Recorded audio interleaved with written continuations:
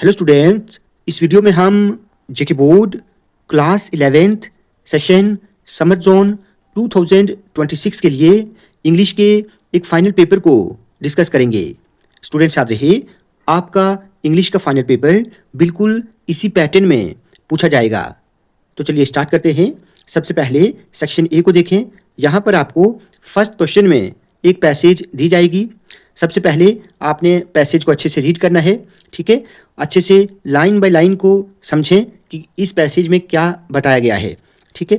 देखिए, इस पैसेज से आपको 5 मार्क्स के नोट्स बनाने हैं, 4 मार्क्स की आपको एक शॉर्ट समरी लिखनी है और साथ ही 1 मार्क का आपको एक सूटेबल टाइटल लिखना है। नोट्स के लिए आप 5 मेन पॉइंट्स निकालेंगे, ठीक है। 5 to 6 लाइन्स की एक छोटी सी समरी लिखेंगे और साथ ही आपको एक टाइटल लिखना होगा कि ये पैसेज किसके रिलेटेड है। तो यहाँ पर देख लें, ये जो फर्स्ट पैराग्राफ है, good health is the foundation of a happy life. It is often said that health is wealth because without good health even the greatest riches can not give true happiness. जब आप इस passage को अच्छे से read करेंगे तो आपको सब कुछ अच्छे से समझ आ जाएगा। तो जब आप नोट्स बनाएंगे तो पहले नोट में आप ये लिख सकते हैं, good health is the foundation of happiness, ठीक है। देखिए, पहला ही पॉइंट जो है वो हमने निकाल लिया। उसके बाद दूसरे पॉइंट में आप लिख सकते हैं, health includes physical fitness, mental peace and emotional balance, ठीक है। तो ये आपका दूसरा नोट हो जाएगा। तो आपने बिल्कुल ऐसे ही नोट्स जो हैं वो 4 to 5 बनाने हैं। उसके बाद आप समरी बनाएंगे। अब दूसरा पैराग्राफ जब आप यहाँ पर देखें इस पैराग्राफ को, तो यहाँ से भी आप एक नोट निकाल सकते हैं इस लाइन से। जैसे आप लिखेंगे, balanced diet is crucial for physical fitness, ठीक है। ये आपका तीसरा नोट हो जाएगा। इसी तरह अपने नोट्स निकालने होते हैं।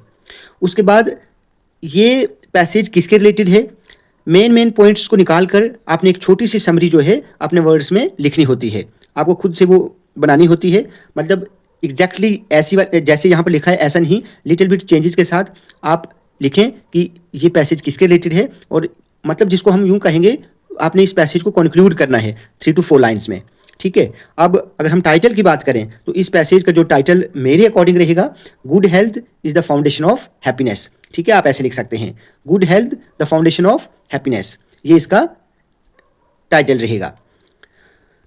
उसके बाद जो सेकंड क्वेश्चन है, ये भी एक पैसेज टाइप है, ठीक है। इस पैसेज के आखिर पर आपको 1 मार्क के 10 वेरी शॉर्ट क्वेश्चंस पूछे जाएंगे। उनमें आपको फिलअप्स, ट्रू फॉल्स, ठीक है, या मल्टीपल चॉइस क्वेश्चंस वाले क्वेश्चंस भी आपको यहाँ पर देखने को मिलेंगे।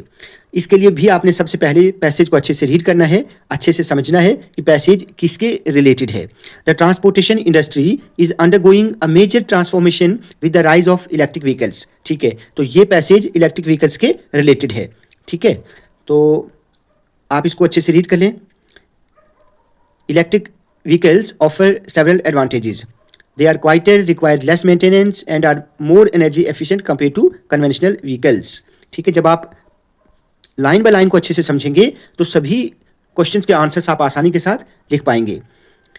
अब अगला पैराग्राफ जो है, आप इनको भी, इन लाइंस को भी अच्छे से रीड कर लें और अच्छे से समझें।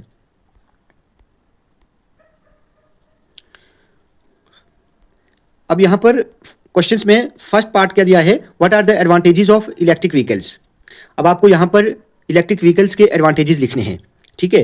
देखिए, इसका आंसर मैं आपको बता देता हूँ। आप जब पैसेज को अच्छे से समझेंगे तो आप ऑटोमेटिकली आसानी के साथ यहाँ से आंसर्स निकाल पाएंगे, लेकिन आपने अच्छे से समझना है। देखिए, अब आपको इलेक्ट्रिक व्हीकल्स के एडवांटेजेस लिखने हैं। यहाँ पर लिखा हुआ है, आप पहले नंबर पर लिख सकते हैं कि इलेक्ट्रिक व्हीकल्स आर क्वाइटर, ठीक है। दूसरे नंबर पर लिख सकते हैं, दे रिक्वायर लेस मेंटेनेंस।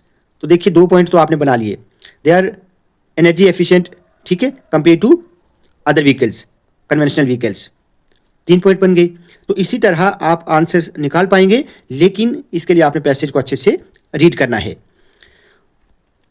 अब सेकंड पार्ट क्या है कि how are government promoting EV adoption. तो इसमें आपने लिखना है कि government are promoting EV adoption through, number 1 government incentives दे रही है, ठीक है। नंबर 2 गवर्नमेंट सब्सिडीज दे रही है। तो ये पॉइंट्स आपको यहाँ पर लिखने हैं। थर्ड क्या है, व्हाट पावर्स इलेक्ट्रिक व्हीकल्स। तो बहुत सिंपल है, इलेक्ट्रिसिटी, मतलब इलेक्ट्रिक व्हीकल्स जो हैं वो किससे चलते हैं, तो वो इलेक्ट्रिसिटी से, ठीक है, इलेक्ट्रिसिटी से चलेंगे, तो आपने इसका आंसर लिखना है इलेक्ट्रिसिटी। फोर्थ नंबर पर क्या है, a challenge of EVS is, मतलब इलेक्ट्रिक व्हीकल्स जो हैं उनकी मेन चैलेंज क्या है, तो उनकी मेन चैलेंज जो है वो क्या है, वो बैटरी प्रोडक्शन इम्पैक्ट है, ठीक है, बैटरी की प्रॉब्लम उनमें रहती है, तो ये उसकी एक प्रॉब्लम है। फिफ्थ नंबर पर क्या है कि use the word crucial in your on sentence. अब आप हर स्टूडेंट का ये सेंटेंस डिफरेंट हो सकता है, अलग हो सकता है, आपने वर्ड क्रूशियल को सेंटेंस में यूज करना है। जैसे हम लिख सकते हैं, फर्स्ट पैसेज में हमने पढ़ा था कि balance diet is crucial for physical fitness, ठीक है। उसके बाद 6 नंबर पर देखें, by embracing dash societies can reduce pollution and conserve natural resources. तो इसमें आप लिख सकते हैं इलेक्ट्रिक मोबिलिटी, ठीक है, इलेक्ट्रिक मोबिलिटी, ये पैसेज में ही आपको ऊपर मिल जाएगा। Then the word adoption in the passage means, अब इस पैसेज में एडॉप्शन का क्या मतलब है, ठीक है, इसका मतलब है द प्रोसेस ऑफ एक्सेप्टिंग और using something new, the process of accepting और यूजिंग समथिंग न्यू, ठीक है। 8th नंबर पर है EVS that is electric vehicles run on electricity producing zero direct emissions, तो ये स्टेटमेंट बिल्कुल ट्रू है। उसके बाद right the antonym of word conventional, मतलब वर्ड कन्वेंशनल का आपको ऑपोजिट लिखना है, तो इसमें आप लिख सकते हैं अनकन्वेंशनल, ठीक है, कन्वेंशनल का अनकन्वेंशनल लिख सकते हैं, या फिर आप अल्टरनेटिव भी लिख सकते हैं। उसके बाद है last, in combating air pollution the word combating क्या है, कंबैटिंग इज अ वर्ब, तो option B is correct answer. उसके बाद सेक्शन बी में आपको ये राइटिंग स्किल्स पर बेस्ड है, ठीक है, यहाँ पर आपको राइटिंग स्किल के रिलेटेड क्वेश्चन दिए जाएंगे और ग्रामर के रिलेटेड आपको 1-2 क्वेश्चन यहाँ पर देखने को मिलेगा। अब यहाँ पर क्वेश्चन क्या है कि your institution has decided to organise an eco friendly day to create awareness about the sustainable environment. तो इसी के रिलेटेड आपको ये पोस्टर जो है बनाना है, बहुत आसान है। सबसे पहले आप ऊपर टॉप पर क्या लिखेंगे, जब आप पोस्टर बनाएंगे सबसे पहले आप लिखेंगे इको फ्रेंडली डे, ठीक है, सेंटर में आप लिखेंगे इको फ्रेंडली डे। उसके बाद आप साइड में यहाँ पर लिखेंगे join us for a sustainable future. उसके बाद लिखेंगे आप डेट, उसके बाद टाइम लिखेंगे और फिर आप लिखेंगे पॉइंट्स, 3-4 पॉइंट्स निकाल के लिखेंगे, जैसे tree plantation drive, eco friendly product exhibition, workshops and seminars, recycling drive, इस तरह आप यहाँ पर लिखेंगे। उसके बाद है इसके और पार्ट में आपको यहाँ दिया गया है you are a setup startup entrepreneur, you need a receptionist for your digital marketing business, draft an advertisement stating your requirements regarding age, qualification, experience, salary etc. ये बहुत आसान है, ठीक है, आपको एक रिसेप्शनिस्ट की नीड है तो आपने एक एडवर्टीजमेंट जो है वो बनानी है, बहुत आसान होता है। सबसे पहले आप लिखेंगे वांटेड ऊपर, receptionist wanted for digital marketing startup, या रिक्वायर्ड लिख सकते हैं, और नीचे आप लिखेंगे we are looking for a friendly and organised receptionist to join our team. नीचे लिखेंगे रिक्वायरमेंट्स, जैसे एज लिखेंगे, कितनी एज होनी चाहिए, क्वालिफिकेशन लिखेंगे आप ग्रेजुएशन जो कुछ भी हो, कंप्यूटर नोइंग वगैरह, सैलरी लिखेंगे कितनी आप दे सकते हैं, उसके बाद एक्सपीरियंस लिखेंगे, स्किल्स क्या क्या होनी चाहिए, ठीक है, तो इसमें आपने ऐसे लिखना है। उसके बाद 4th क्वेश्चन क्या है, ये आपको एक लेटर लिखना है, ठीक है, तो लेटर के लिए लेटर आप आसानी के साथ खुद भी बना सकते हैं, ठीक है, ज़रूरी नहीं कि जो लेटर आपने तैयार किया हो वही एग्जाम में आए, लेकिन इसके लिए आपको सबसे पहले जो लेटर की ओपनिंग होती है, ओपनिंग में आपको किस तरह लिखना है और लेटर की जो क्लोजिंग है वो किस तरह आपने लिखनी है वो आपको लिखना आना चाहिए। देखिए जो ओपनिंग होती है लेटर की वो 2 मार्क्स की होती है और क्लोजिंग 1 मार्क की, और जो बॉडी पोर्शन होता है सेंटर वाला वो आपको 3 मार्क्स का होता है। तो अगर आप ओपनिंग और क्लोजिंग ही सही लिखेंगे, बीच का पोर्शन अगर आपका गलत भी हो तो भी आपको 3 to 4 मार्क्स आसानी के साथ मिल जाते हैं, ठीक है। तो इसके लिए मैंने 2-3 वीडियो जो हैं वो अपलोड की हैं कि किस तरह आपको लेटर लिखना चाहिए, लेटर का फॉर्मेट मैंने अपलोड किया है, वो मैं आपको इस वीडियो की डिस्क्रिप्शन में दे दूंगा, आप उन वीडियोस को ज़रूर देख लेना। इसी के और पार्ट में यहाँ पर भी ये आपको लेटर मिलेगा कि write a letter to the director education requesting him to introduce moral education as a compulsory subject in the school. ये लेटर भी बहुत बहुत आसान है, आप अपने से बना सकते हैं। उसके बाद write an email to your friend who has been ill and asking about his health and wishing him या हर स्पीडी रिकवरी। बहुत आसान है, इसको भी आप खुद से बना सकते हैं। सबसे पहले आप लिखेंगे सब्जेक्ट में आपने क्या लिखना है, जैसे गेट वेल सून, ठीक है। उसके बाद आप डियर लिखेंगे, डियर फ्रेंड जो भी हो। उसके बाद आप 2-3 लाइन्स में लिखेंगे कि hope this email finds you recovering well, sorry to hear you have been ill, what's going on, just wanted to check in and wish you a speedy recovery, take care of yourself, rest well and come back stronger, best regards. नीचे अपना नाम लिख देंगे, ठीक है। अपना नाम नहीं लिखना है, ABC लिखना है आपको, ठीक है। उसके बाद है 6 नंबर पर, यहाँ पर आपको एक आर्टिकल लिखना है, failure is a stepping stone to success, most important है, ठीक है। Failure is a stepping stone to success, तो इस पर आपको एक आर्टिकल लिखना है। या फिर आपके पास एक और चॉइस है, आपको एक रिपोर्ट लिखनी है। In order to promote the book reading habit amongst school children, your school organized a book week. As a head boy or head girl, you were actively involved in making all the arrangements. आपको ये report लिखनी है। उसके बाद read the passage and edit it by picking errors. तो यहाँ पर अब आपको कुछ एरर्स हैं, उनको आपने करेक्ट करना है। The road to success is not, यहाँ पर नो की जगह पर क्या आएगा, not, is not a bed of roses, ठीक है। अब देखिए, मतलब इस लाइन में 2 मिस्टेक्स हैं, क्योंकि यहाँ पर नंबर 2 नंबर 3 लिखा है। आपको 2 मिस्टेक्स जो है वो फाइंड आउट करनी है, ठीक है। अब यहाँ पर देखिए, only those who wade on, तो वेड ऑन की जगह पर आपको यहाँ पर लिखना है वेड थ्रू, ठीक है। क्या लिखना है, वेड थ्रू।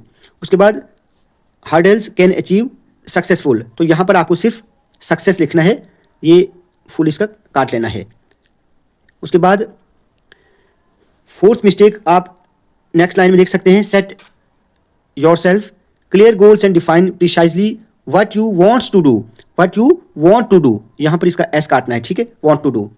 उसके बाद अगर हम 5th लाइन में देखें, देखो जो 5th मिस्टेक, 5th में क्या है कि goals provide direction for your behaviour and guide your actions and thoughts, ये स्टेटमेंट मेरे अकॉर्डिंग ठीक है, तो इसमें कोई मिस्टेक नहीं है। उसके बाद नेक्स्ट लाइन में यहाँ पर 2 मिस्टेक्स हैं, ठीक है, क्योंकि ये 6 और 7 इकट्ठा यहाँ पर है। तो यहाँ पर देखें, let every parts of your body, let every part आएगा, यहाँ पर सिर्फ पार्ट आएगा, let every part of your body is full of that idea, is की जगह आपको यहाँ पर be full of that idea, ठीक है। तो इज की जगह आपको यहाँ पर बी लिखना है। And the last one, winners do not do different things, they do, यहाँ पर डज है तो आपको डू लिखना है, दे डू थिंग्स डिफरेंटली। उसके बाद सेक्शन सी, ये लिटरेचर का है। यहाँ पर आपने 8th क्वेश्चन में सबसे पहले इस एक्सट्रैक्ट को अच्छे से रीड करना है। यहाँ पर आपको एक एक्सट्रैक्ट दिया जाएगा, आपको पहचानना है कि ये एक्सट्रैक्ट किस पोएम का है। देखिए स्टूडेंट्स, एक्सट्रैक्ट के लिए आप सभी पोएम्स को अच्छे से रीड करें, अच्छे से याद रखें कि कौन सी पोएम किस पोइट की है, ठीक है। और हर पोएम की आपको 3 to 4 पोइटिक डिवाइसेस जो है वो याद रखनी है कि कौन सी पोएम में कौन सी पोइटिक डिवाइस जो है वो यूज हुई है। क्लियर? तो आप इस एक्सट्रैक्ट को अच्छे से देखें, क्योंकि आप अच्छे से जब आप समझेंगे, जब आपको पता होगा कि ये एक्सट्रैक्ट किस पोएम से लिया गया है, तभी आप आंसर लिख पाएंगे। देखिए अब यहाँ पर फर्स्ट क्वेश्चन क्या है, what is the origin of rain as described in the above lines. तो अब आपने क्या लिखना है इसमें, देखिए the origin of rain is the land and the bottomless sea where water evaporates and rises to form clouds, ठीक है। सेकंड क्या है, how is the cyclic movement of rain brought out in the poem, जो आपकी poem है। Actually ये जो extract है ये किस पोएम से लिया गया है, होपफुली आप पहचान गए होंगे, the voice of the rain, the voice of the rain से लिया गया है। तो इसमें क्या बताया गया है, how is the cyclic movement of rain brought out in the poem. तो आप लिख सकते हैं the cyclic movement is shown through rain rising transforming into clouds and descending back to earth highlighting the water cycle, ठीक है। उसके बाद देखिए थर्ड नंबर पर क्या है, name the poem and it's poet. अब देखिए मैंने आपको पहले ही बताया कि जितनी भी पोएम्स हैं उनके जो पोइट हैं वो आपको पता होना चाहिए, और साथ ही ये भी आपको पहचान होनी चाहिए कि ये एक्सट्रैक्ट किस पोएम से है।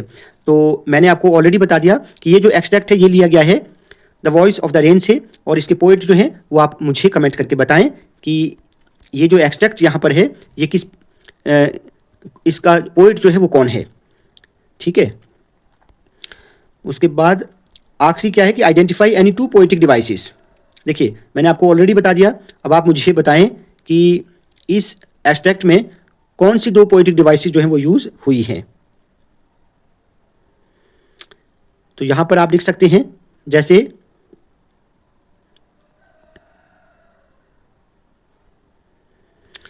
नंबर 1 एलिट्रेशन, ठीक है, एलिट्रेशन एक आप लिख सकते हैं।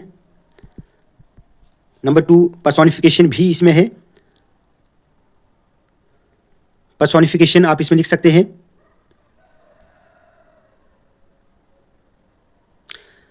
उसके बाद इमेजरी, इमेजरी भी इसमें आपको देखने को मिलेगी, ठीक है। तो ये पोएटिक डिवाइसेस जो है इसमें यूज हुई हैं। उसके बाद बी पार्ट में आपको ये जितने भी पोएम्स हैं तो इनके यहाँ पर आपको क्वेश्चंस पूछे जाएंगे। 3 पार्ट्स होंगे तो 3 में से आपने 2 के आंसर लिखने हैं।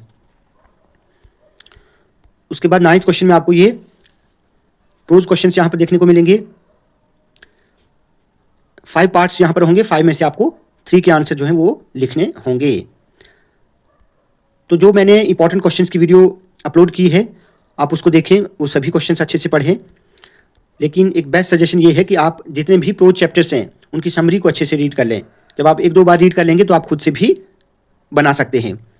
10th क्वेश्चन में आपको ये लॉन्ग क्वेश्चन है, तो यहाँ पर आपको ये 150 to 200 वर्ड्स तक इनके आंसर आपको लिखने होंगे। यहाँ पर आपको चॉइस मिलेगी। तो देखिए किस तरह के क्वेश्चन यहाँ पर पूछे गए थे, ठीक है। उसके बाद लास्ट क्वेश्चन है, ये क्वेश्चन प्ले से होगा, ठीक है।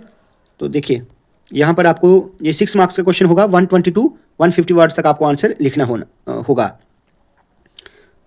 ठीक है। तो बिल्कुल इसी तरह के क्वेश्चंस आपको भी पूछे जाएंगे।